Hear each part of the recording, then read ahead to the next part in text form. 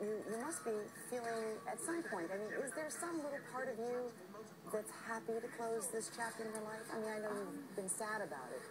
Yeah, but equally it is very, very exciting. You know, you can't stay, you know, you can't stay 11 years old forever. You can't continue doing this franchise for the rest of my life.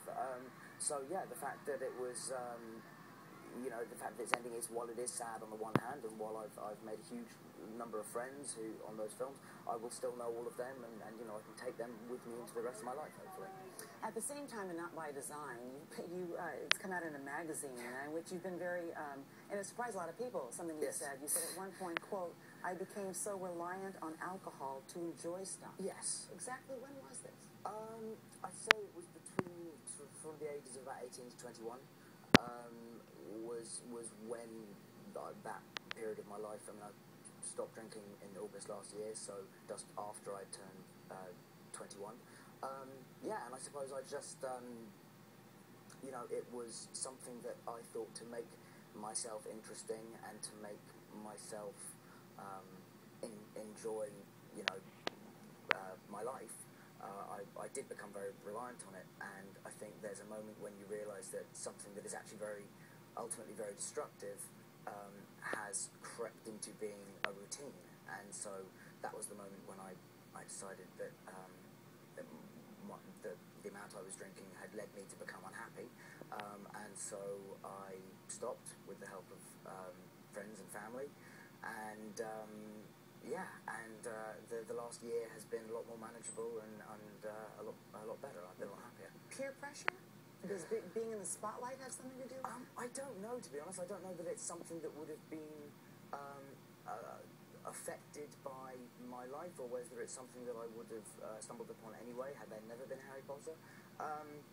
But I wouldn't put it down to peer pressure at all. If anything, the only pressure that was put on myself to drink and become good at it, which I never achieved, I was always very unsuccessful at it, was put on by myself.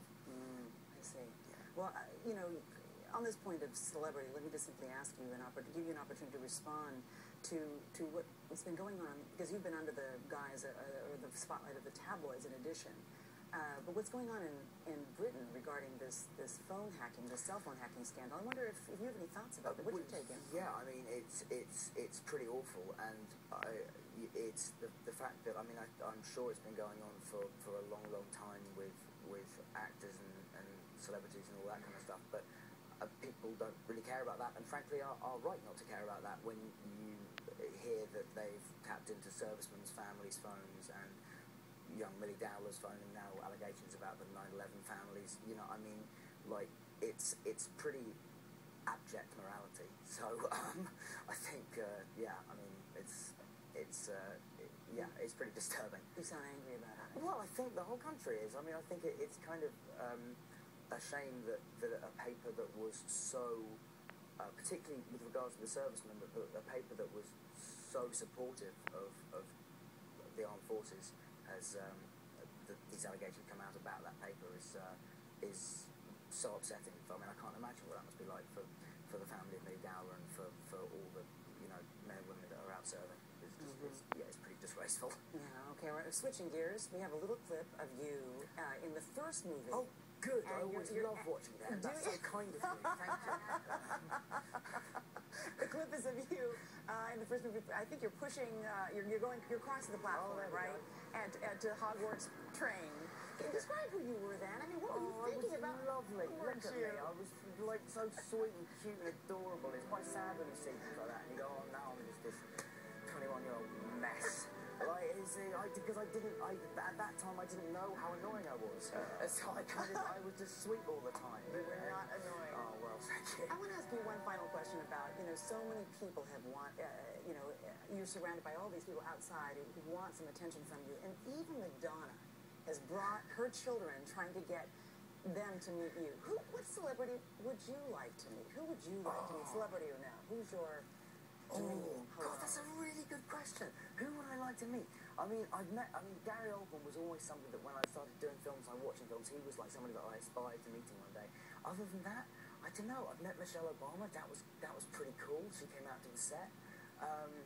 like, yeah, I've done pretty well. I'm sure there are people out there that I would love to meet and love to work with, but I mean, you know, I've got to meet Mark Rylance this year a lot, and I got to meet Frances McDormand, so I get to meet very, very cool people. Well, give us a list if you need any help in making that happen. I'm sure we can help If you I come out. out there and stand there, you give me a prime spot. I will, I promise. Daniel Radcliffe, a pleasure. Thank you Thank very you much, as so always. much. And Harry Potter and the Deathly Hallows Part 2 opens nationwide tomorrow. Coming up next, we're going to be talking about 60 years of history here, right after this.